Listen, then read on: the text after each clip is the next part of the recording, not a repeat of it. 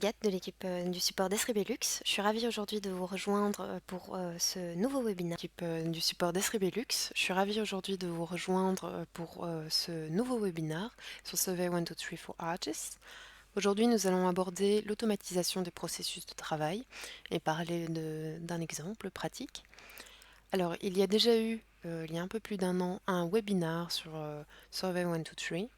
Alors ici, nous n'allons pas faire une deuxième présentation sur le même sujet. Nous allons aller un peu plus loin dans cette application. C'est pourquoi, si vous n'avez pas vu ce précédent webinaire, je vous conseille vivement d'abord aller le visionner, sauf si évidemment vous connaissez déjà l'application, parce que ici nous n'allons pas revoir les bases, mais nous allons aller un peu plus loin. Alors, un petit sommaire de cette présentation. Donc, je vais d'abord faire un petit rappel théorique de l'application Survey. Nous allons ensuite aborder l'automatisation des processus et les plateformes webhook qui permettent cette automatisation. Je vais ensuite vous faire quelques petites démonstrations. Nous parlerons ensuite de l'exemple pratique et je vous mettrai en fin de vidéo différentes ressources et un temps pour poser vos questions. Alors durant cette présentation ou à la fin, n'hésitez pas à indiquer vos questions. Nous y répondrons à la fin. On laissera quelques minutes à tout le monde pour poser toutes vos questions et on essayera au mieux de répondre à celles-ci. Alors, qu'est-ce que Survey 1, 2, 3? C'est une application qui a été créée par Esri et qui a pour but de créer des enquêtes ou des formulaires numériques pour remplacer en fait les formulaires papier afin de pouvoir les échanger avec soit un groupe, une entreprise, mais également toute autre personne, on va dire publique, qui pourrait avoir accès à cette enquête. Cette application va permettre de directement récolter les résultats, de pouvoir les analyser et les exporter si on veut faire des analyses plus concrètes et poussées.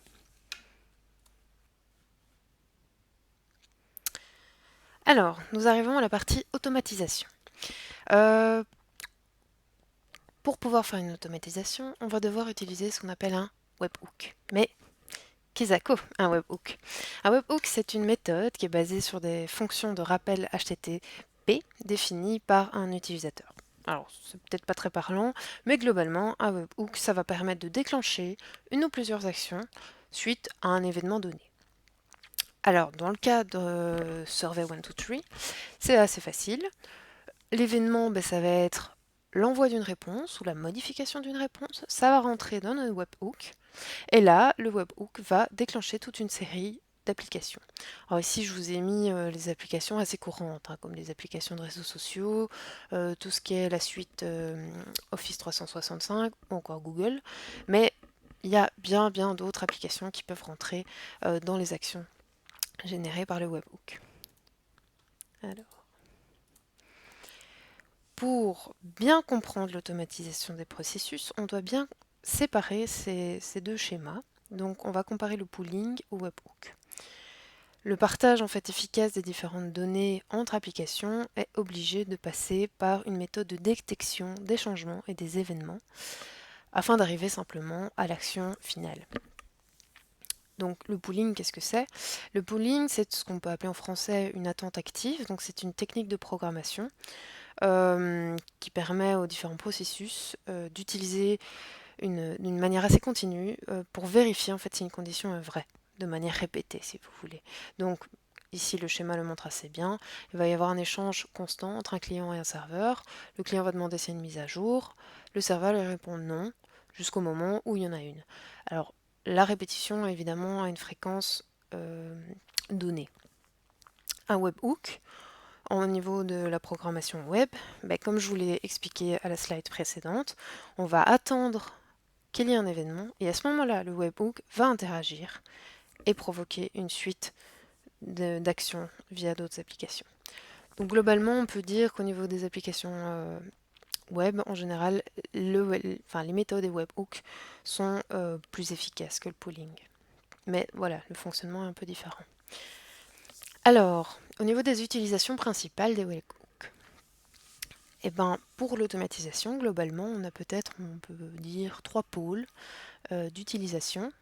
On a tout ce qui est notification, donc ça va être de l'envoi d'SMS, d'appels, d'emails, des push, ainsi de suite. On va avoir tout ce qui est transfert de données. Donc là, je l'expliquerai plus concrètement dans les démonstrations, mais ça va être simplement une série d'actions qui vont enrichir par exemple des bases de données, Office 365 via des Word, des Excel, ça peut être via un Google Drive, une box et ainsi de suite. Ou alors la dernière utilisation, assez intéressante, ça va être l'enrichissement de données. Dans le cas de survey par exemple, on va répondre à une enquête, donc ça c'est l'événement, et l'action suivante peut être simplement de aller prendre la météo, la donnée météo de l'instant T, au moment où on a répondu à l'enquête par exemple, et la rajouter dans, voilà, dans la suite du processus. Donc ça peut être dans Survey, mais ça peut être aussi dans un Excel ou ainsi de suite, hein. Ça peut être beaucoup de choses. Là-dessus, on peut aussi parler de tout ce qui est niveau traduction, qu'on peut ajouter des reconnaissances d'images, des géocodage inverse et ainsi de suite. Donc ça, c'est vraiment ce qu'on appelle l'enrichissement de données. Alors, maintenant, je vous parle de Webhook. Concrètement, c'est quoi?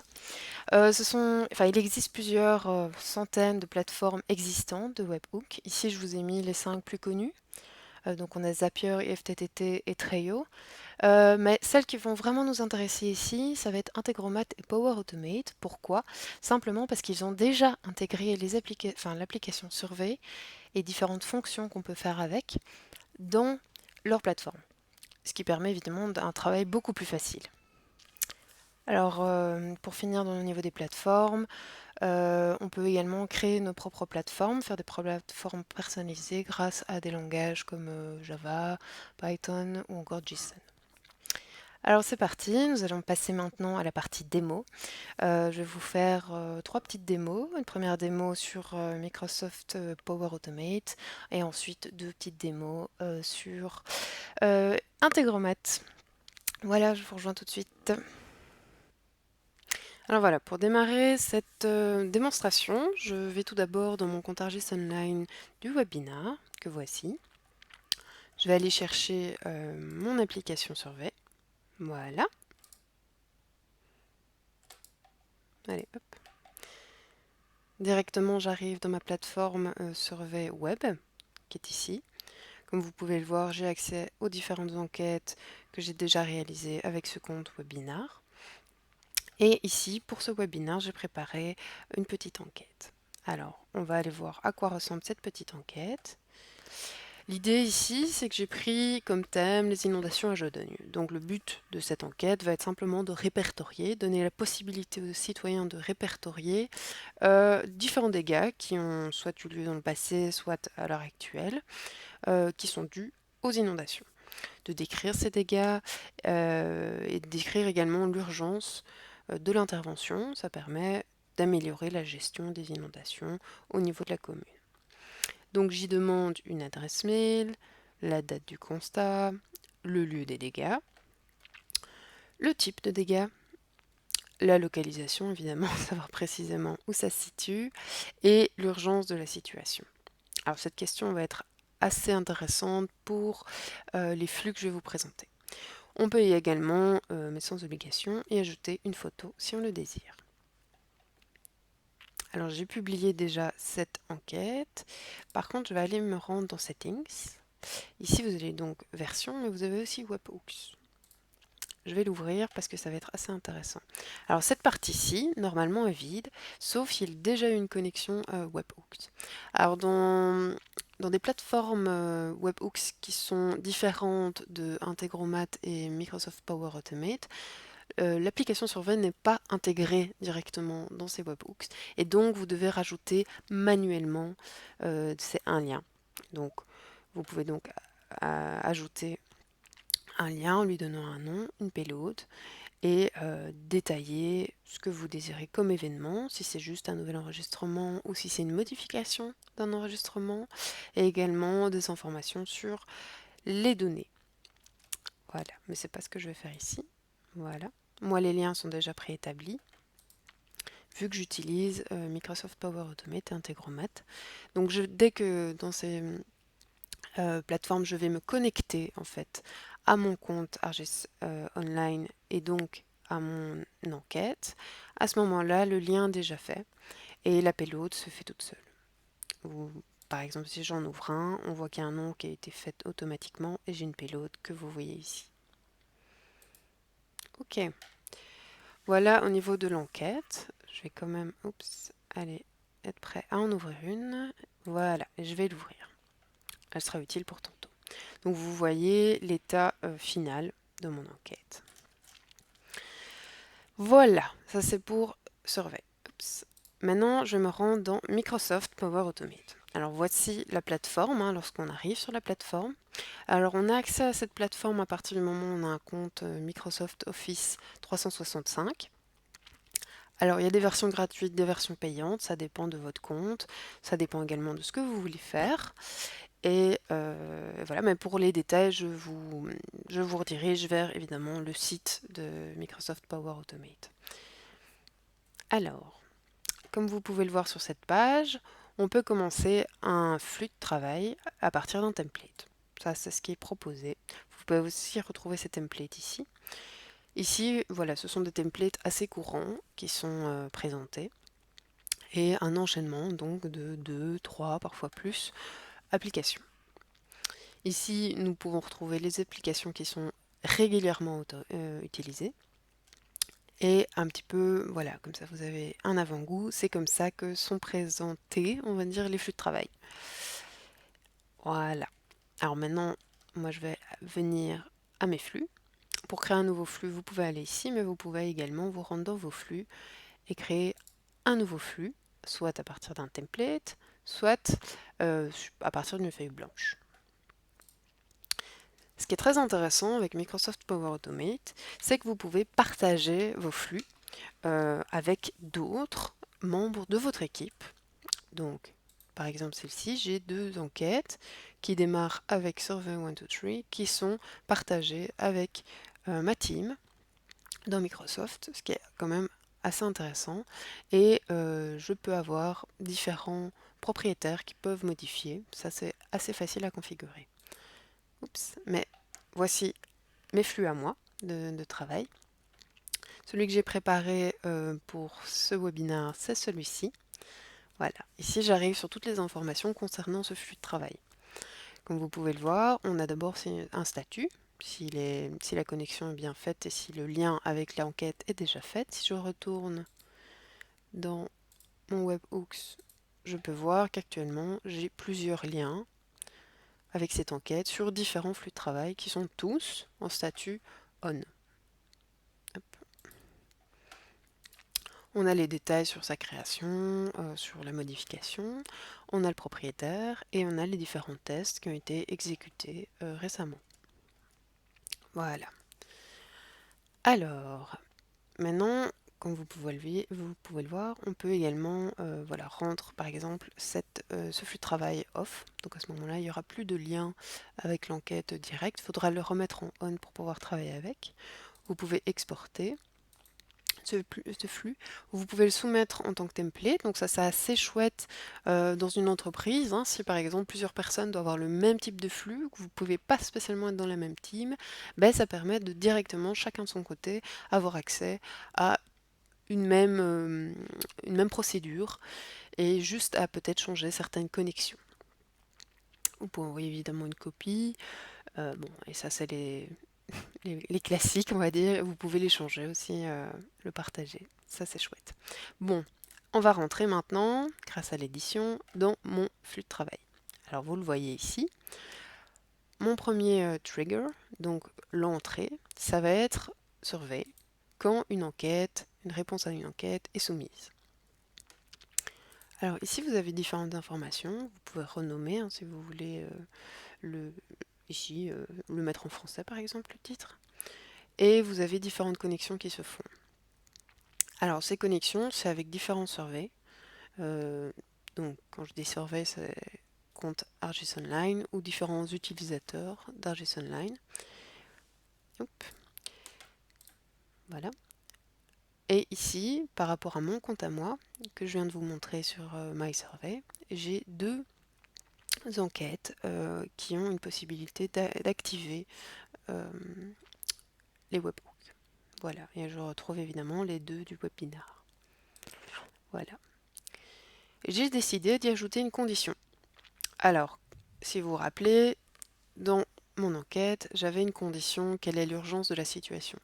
J'ai décidé que si l'urgence, l'attribut d'urgence était égal à très urgent, à ce moment-là, si ma condition est oui, j'ai décidé de directement envoyer un email. Par exemple, on pourrait dire au chef d'équipe, bon ici c'est à moi-même, mais voilà, ça permet d'avoir une réactivité, on va dire, d'y mettre un sujet, j'y ajoute un attribut. Cet attribut, c'est de nouveau ici quelle est l'urgence, et je décris ce qu'il y a dans un mail. Alors vous voyez que lorsque j'arrive et que je place ma souris dans l'email, j'ai accès aux différents attributs directement ici avec un contenu dynamique. Donc ce sont toutes les informations que Power Automate va récolter de mon enquête. Vu qu'il est connecté à mon enquête, il sait exactement quels sont les attributs et qu'est-ce qui va se passer comme événement. Voilà, c'est la liaison qui est faite. On peut également aller y ajouter des expressions pour changer par exemple la manière dont va être présentée l'heure, ce genre de choses. Voilà, c'est aussi, on peut y ajouter un if si je présente ça comme ça. Hop. Mais ça, je vous laisserai explorer. Alors, vous l'avez peut-être remarqué, on a des petits symboles bizarres ici. Pour ceux qui ne connaissent pas, en fait, c'est simplement du langage HTML. Alors, lorsque vous allez créer votre email, vous pourrez écrire en texte normal, mais une fois que l'email aura été validé, voilà, il bascule automatiquement en HTML. Voilà, on est dans une vue HTML, je ne sais pas faire demi-tour dans le cadre de cette application-ci. Ça dépend un peu des applications. Mais voilà, ici, je considère que mon email est assez bien fait et je ne vais pas aller modifier le corps de mon email. J'ai mes différents attributs qui correspondent à ce que j'ai écrit avant. Et voilà. Et comme c'est voilà, un email c'est très urgent, je ne vais pas aller dans les détails. Maintenant, si ma condition n'est pas respectée, donc on est dans un cas de moyennement urgent ou non urgent. À ce moment-là, j'ai décidé d'envoyer un post sur une équipe en particulier. Donc ici, j'ai choisi l'équipe webinar, il y en a beaucoup d'autres, et un canal. Ici, j'ai mis un joli petit texte. Hein. Comme vous le voyez, je ne suis pas en HTML, mais je peux aller chercher la vue HTML si je le désire. Et j'y ai ajouté les informations qui m'intéressent. Ça permet de signaler qu'il y a une intervention à faire à l'équipe et qu'il serait peut-être intéressant voilà, d'agir. Après ce post, j'ai décidé de créer une tâche dans Outlook. Ici, je l'ai connectée à mon adresse email, donc c'est chez moi que ça va apparaître, ça pourrait être chez quelqu'un d'autre. Je lui ai donné un petit nom, hein, intervention nécessaire. Je peux choisir si c'est non démarré, complété, et ainsi de suite.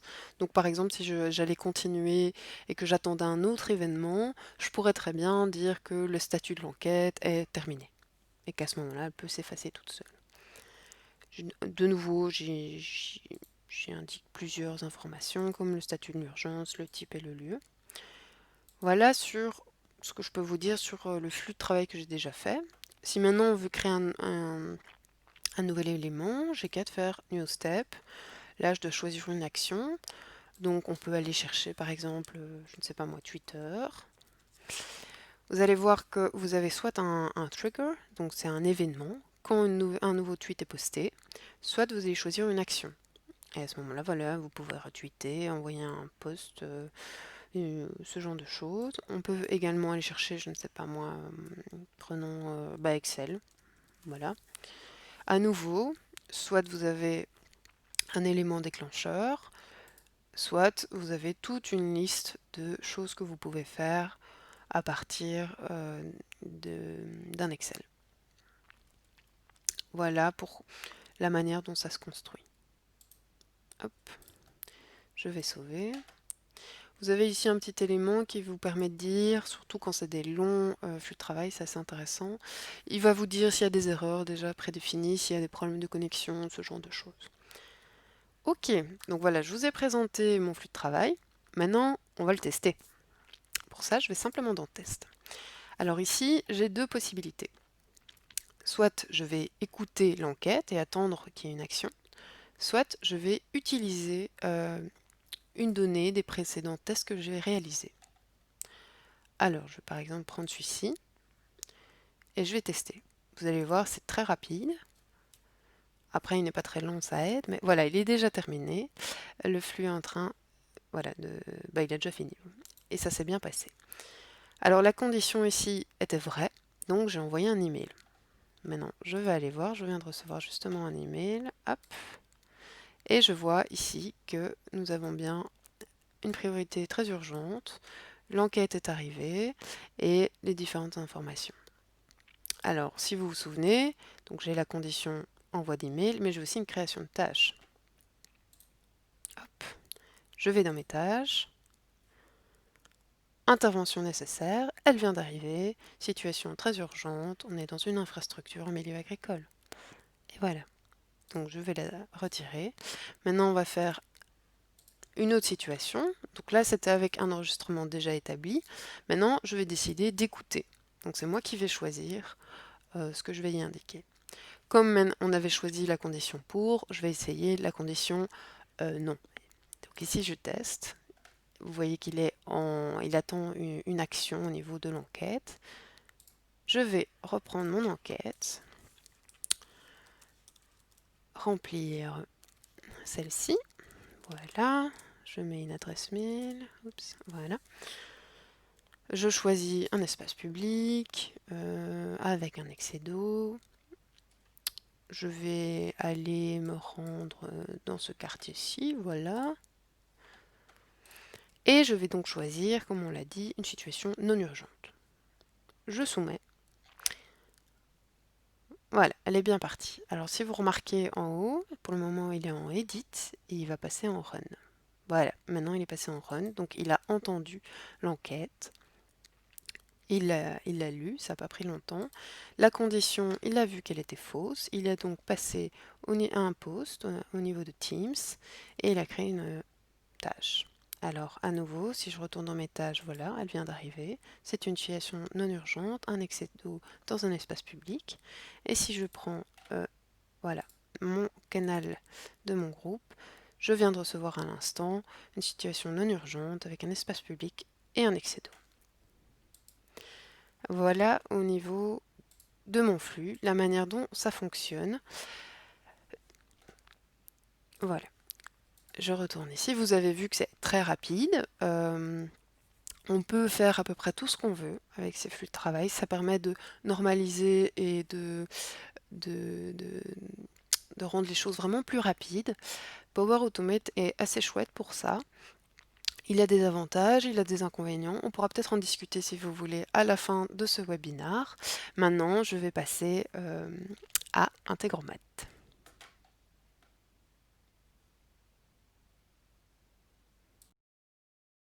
Là, vous le présenter, donc il est déjà ouvert ici sur mon compte Integromat. Alors on va d'abord arriver sur un dashboard assez classique. Ici vous pourrez voir les différentes possibilités qu'on peut faire dans Integromat. Nous avons des templates, donc ça nous permet d'avoir différents processus qui sont déjà préétablis. C'est assez intéressant, ça permet d'avoir des liaisons déjà préfaites, ou même ça peut donner des idées. Alors dans notre cas, voilà, on va aller dans les scénarios. Ici, j'ai déjà un scénario assez complexe qui est fait. Je vous présenterai après comment créer ces liens directement, parce que... Hop là, pardon. Hop, c'est pas le but. Voilà. Ici, j'arrive donc au scénario un peu plus complexe. Alors, nous avons tout d'abord, bien évidemment, relié notre enquête, comme on avait déjà fait dans Microsoft Power Automate. Alors vous voyez ici, il y a un routeur. Le routeur va simplement permettre de lancer deux actions en même temps. Dans ce cas-ci, il y a une condition, comme vous le voyez, il y a une emergency. Donc si voilà, comme dans Microsoft Power Automate, si la condition d'urgence est égale à très urgent, on va avoir cet email-ci qui va être envoyé. Alors cet email, voilà, son sujet urgence, on précise que c'est un email en texte, on donne les informations comme on a mis un petit peu dans Microsoft Power Automate, avec une importance haute. On indique directement l'adresse mail, donc ici nous avons une adresse Outlook, voilà, du webinaire. Voilà. Sinon, dans tous les cas, on va ici envoyer cet email-ci, un email de réception pour dire en fait à la personne qui a envoyé l'email qu'on a bien reçu ses réponses à notre enquête. Donc voilà, un petit texte déjà formé et un lien qu'on peut mettre ici vers les informations de l'enquête qu'elle a indiquées. Voilà, si elle n'est plus sûre de ce qu'elle a mis, par exemple, elle peut y retourner. Alors, on met l'importance qui est tout à fait normale et on met le destinataire étant bien évidemment l'attribut de l'email de la personne qui nous avait répondu. Simplement, oh pardon, ça c'était de tantôt, dans, on va y arriver, dans l'attribut email, donc ici. Alors, je reviens à mon intégromat. Ici, on arrive à la deuxième chose qu'on peut faire avec l'application Survey dans Integromat.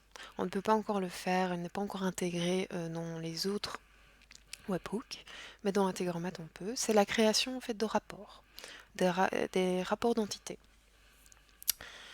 Alors, avant peut-être d'expliquer ceci, je vais d'abord faire un petit rappel de ce qu'est un rapport d'entité, parce que je l'avais un petit peu effleuré au précédent webinar. On va peut-être aller un peu plus loin ici. Alors, lorsqu'on a différentes données, comme on peut le voir ici, qu'on a récoltées déjà, hein, lors de nos différentes... donc voilà, on a nos différents enregistrements, et on va pouvoir exporter les données, bien évidemment, mais surtout ici, ce qui va nous intéresser, c'est de créer un rapport. Alors, les rapports peuvent soit comprendre le dernier enregistrement, l'enregistrement qu'on a sélectionné, ou carrément tous les enregistrements, ce qui peut être assez intéressant. Alors, on va se baser sur un template qu'on peut indiquer ici. Alors, le template, ce qui est intéressant, c'est qu'on peut vraiment le personnaliser comme on le veut. Je l'ai ici, ouvert. Donc, vous voyez, on a un joli décorum, et on va simplement laisser certaines zones comme ça. Ça va permettre à la génération du rapport de pouvoir mettre vraiment les dernières informations de l'enregistrement désiré. Alors au niveau de la customisation, on va dire, de ce template, je vais vous donner à la fin de la vidéo les ressources nécessaires pour pouvoir le personnaliser au mieux. Voilà. Alors on peut choisir si, lorsqu'on choisit plusieurs enregistrements, si on les fait uniquement pour un sommaire, si on les fait se succéder ou non. On peut leur donner un titre particulier évidemment, et un format, ça peut être soit un Word, soit un PDF.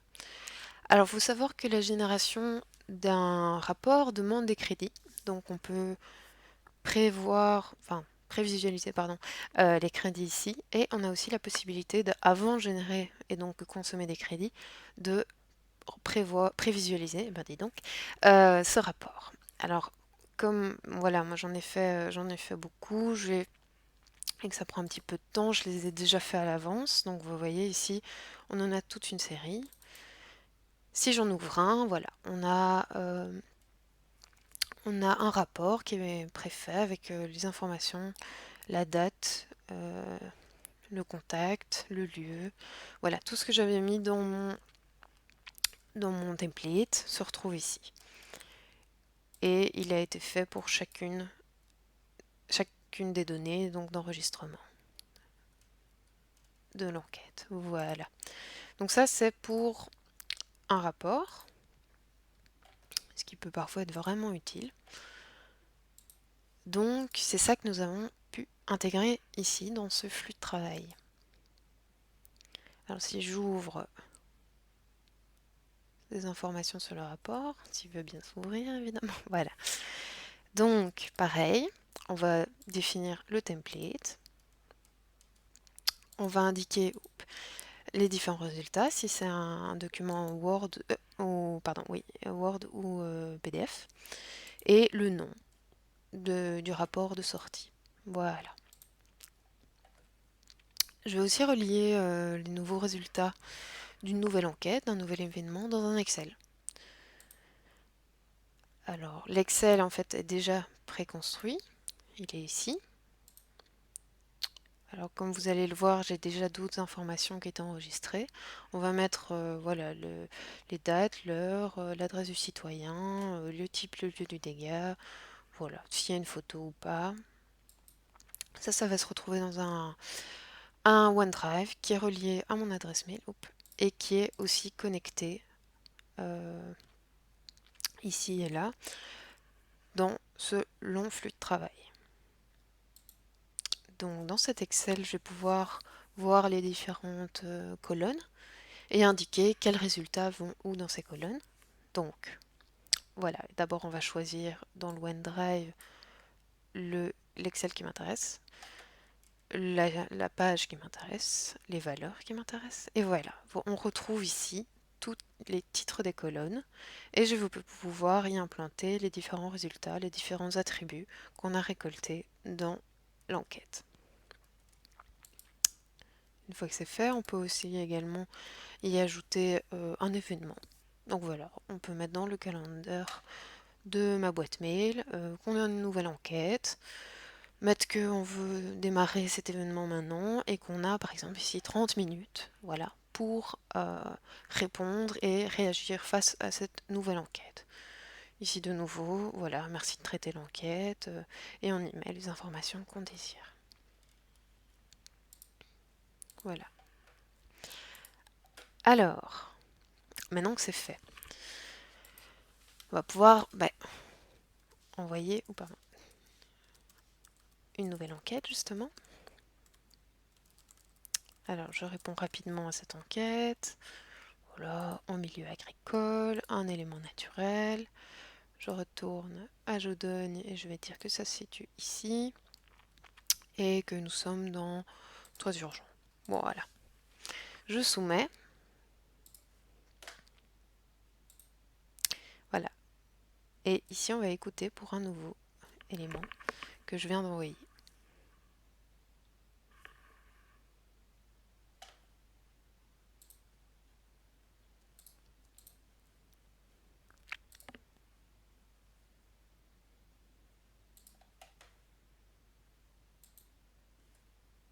Donc elle est active.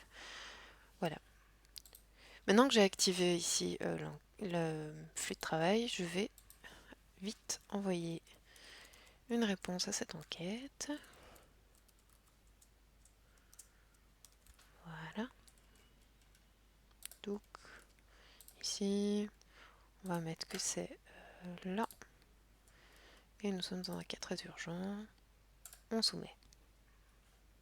Si je reviens dans Integromat, voilà. On a vu qu'il écoute. Il écoutait l'enquête. Et donc, ici, on a différentes actions qui sont en train de s'opérer. On voit que déjà, il y a eu un email d'envoyé. Il est en train de créer un rapport. On va encore attendre un petit peu. Voilà, il a créé le rapport. Maintenant, il passe à l'Excel. Hop, il a créé l'événement et dans tout le OneDrive. Voilà, maintenant il a tourné, tout s'est bien passé. Donc on va aller voir les résultats. Hop, je vais fermer ceci. Je vais aller dans le OneDrive, on va ouvrir l'Excel mais qui a été nouvellement rempli. Voilà, on voit que c'est webinar, ce que j'avais indiqué. On était voilà, dans un espace public et c'était très urgent. Donc on voit que toutes les informations que je viens d'indiquer dans l'enquête sont bien apparues dans l'Excel. Maintenant, ah zut, j'en ai eu plusieurs maintenant, voilà. C'est celui-ci qu'on peut ouvrir, qui est la dernière version. Voilà, on voit qu'on a bien notre template. De nouveau, c'est webinar, les espaces publics, infrastructures, le lieu et l'image que j'avais envoyé et que c'était très urgent. Voilà, donc on voit que le OneDrive est à jour, l'Excel et le templates du rapport sont bien à jour. Voilà. Donc on a bien eu toutes ces informations. Oh. Voilà.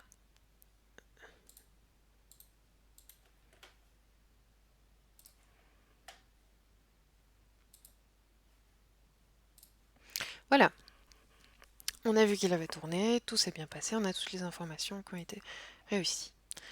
Voilà pour un cas un peu plus complexe. On peut bien sûr faire beaucoup plus compliqué, mais c'est quand même déjà très intéressant ce qu'on peut faire avec cette plateforme. Alors, ah voilà, il y en a deux qui sont en attente et qui n'ont pas été encore...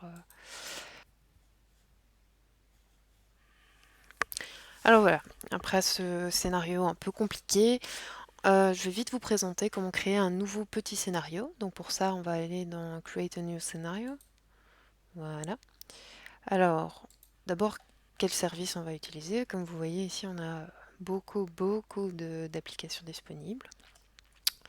Nous, celle qui va nous intéresser, celle qui va déclencher l'événement, eh ben, ça va être Survey. Voilà, on a Survey 1, 2, 3. On le prend, on continue. Alors, elle est disponible ici. On pourrait créer un rapport comme on a déjà présenté, mais ici, on va écouter l'enquête. Voilà, il va écouter les nouvelles enquêtes. C'est parti. Donc, par rapport à Survey, c'est déjà fait. Maintenant, on va lui ajouter, par exemple, eh ben, un email. Donc, qu'est-ce qu'on pourrait mettre? Oh, bah, voilà, comme vous voyez, je tape une lettre, on a accès encore à de nombreuses autres applications, mais ici on va s'intéresser à Microsoft. Voilà, on va envoyer un email.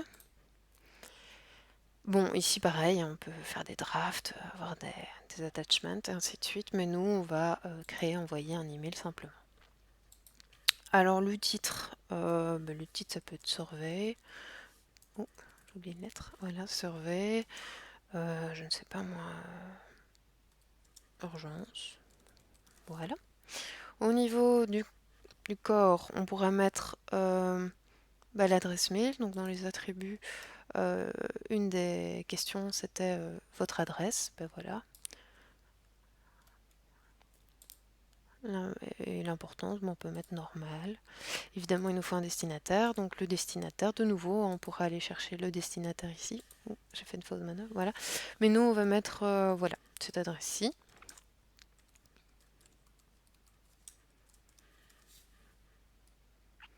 Et son nom, on va l'appeler webinar. Ok. Voilà. Pour la construction d'un mail, c'est pas plus compliqué. On va ensuite ajouter encore un autre module.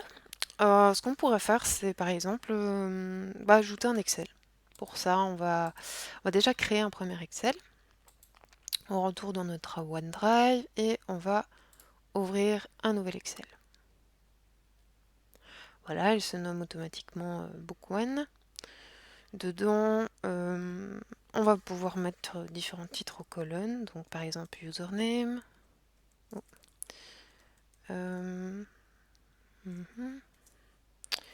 On peut mettre type pour les types de dégâts. On peut mettre les lieux. Voilà. Et enfin, on peut demander si c'est une urgence ou non. Voilà, on a 4 colonnes. Elles sont bien enregistrées ici, dans Book1, qui est dans le document. Hein. On retourne dans Intégrant Math. Ici, on va aller chercher Excel. Voilà, on tombe directement sur Microsoft Excel. Ici, ce qu'on va faire, c'est que pour toutes les réponses qui vont être envoyées, ce qui serait intéressant, c'est qu'à chaque fois, on rajoute une ligne. Donc, c'est ce qu'on va faire. Voilà. Donc, la connexion est déjà faite. On va choisir notre fichier, donc qui était dans le document français. Et voilà, on retrouve notre Book1. Il fait une connexion. S'il n'y a pas de problème, voilà, il voit la sheet, la page, pardon. On attend un peu et il va pouvoir reconnaître les colonnes. On va y mettre les valeurs. Alors, au niveau du username, on va mettre touc, touc, touc. Bah, l'adresse de user. Au niveau du type, bah voilà, on va mettre le type de constat, le lieu du constat et l'urgence. Alors vous avez peut-être remarqué qu'une partie est en français, une partie en néerlandais, parce qu'évidemment avec mon collègue on a travaillé dans les deux langues. Et voilà, certains attributs ont été créés en français, d'autres en néerlandais. Donc c'est juste pour ça, mais normalement il n'y aura pas de problème de votre côté si vous utilisez ça. Voilà, on a créé l'ensemble. Maintenant on va pouvoir faire tourner notre petit scénario, qui comme vous le voyez, ça a été assez rapide, hein. C'est pas extrêmement compliqué. Bon, parfois ça demande un peu plus d'ajustement, hein, évidemment, mais globalement ça peut aller assez vite.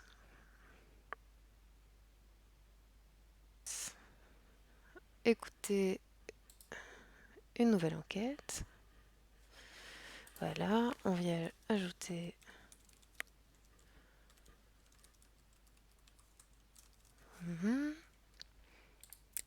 des informations. On va mettre que c'est ici.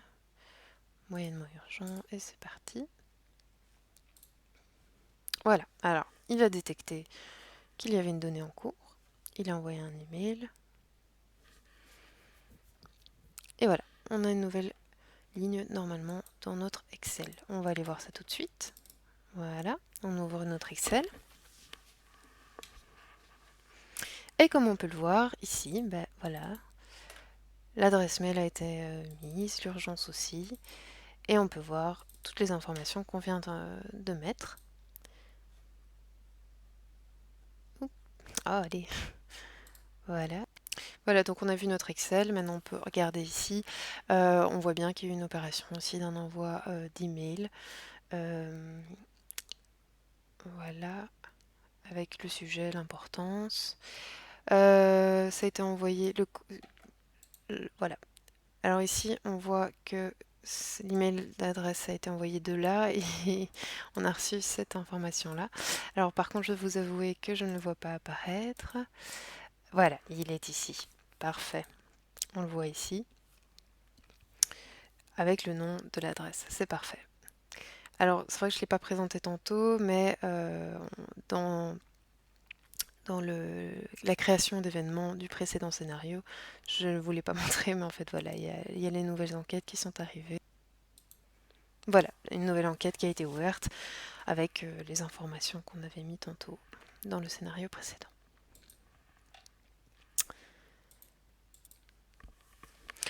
Alors comme vous le voyez, c'était vraiment c'est un scénario qui est très facile à faire. On a fait des scénarios plus élaborés. C'est vraiment une plateforme qui permet beaucoup de choses, Integromat, et qui est très très facile d'accès. L'avantage aussi, c'est que notre application Survey est déjà dedans.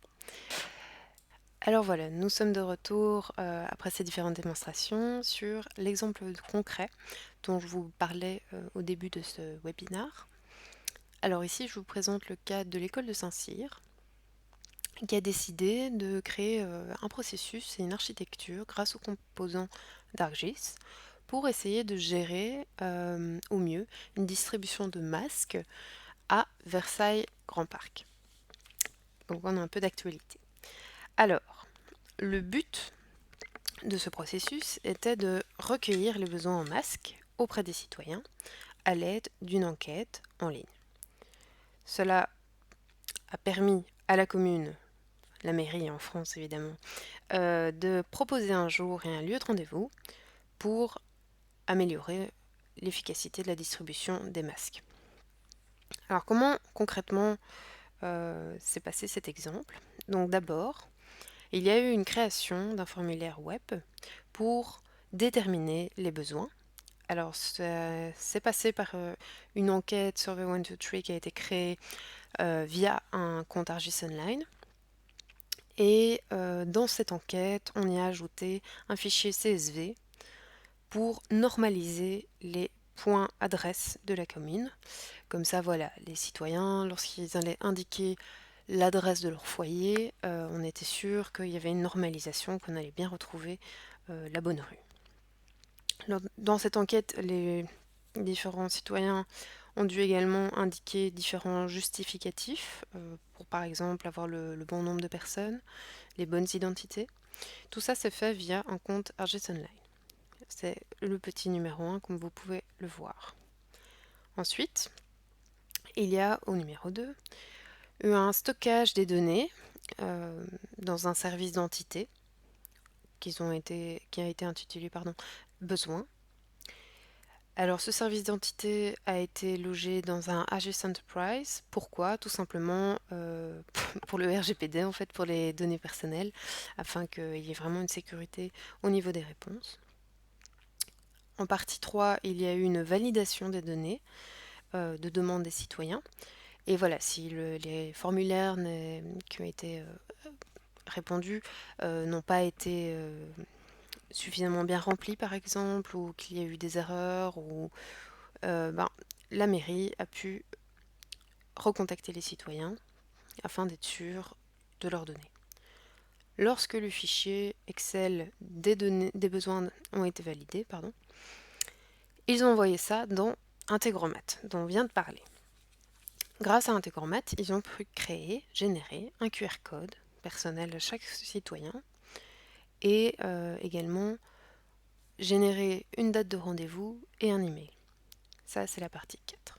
Lorsqu'il y a eu cette génération, le citoyen a pu approuver et lorsqu'il a reçu évidemment l'email, il a pu approuver la date du rendez-vous et le lieu.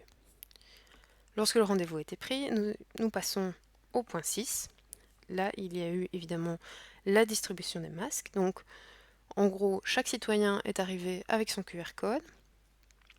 De là, il a pu, via une deuxième enquête, indiquer son QR code et les personnes travaillant à la mairie ont pu scanner ce QR code et grâce à la première enquête, ont pu directement croiser les informations et voir si le citoyen qui venait chercher ses masques était dans une conformité et si l'identité qu'il donnait à ce moment-là correspondait à ce qu'il avait envoyé à la première enquête. Une fois que les informations et que l'identification de la personne a été validée, ben voilà, il y a eu simplement distribution de masques. La partie 7, c'est simplement l'Argis Dashboard qui a permis de faire un suivi des distributions, une observation en fait de tout ce qui se passait au niveau des besoins et au niveau des distributions. Alors voilà pour ces bel exemples. Alors si vous voulez un peu plus de détails sur cet exemple, je vous propose de vous rendre sur le site web qui se situe ci-dessous. Il est vraiment très intéressant et il y a un blog très très très bien fait par rapport à cet exemple.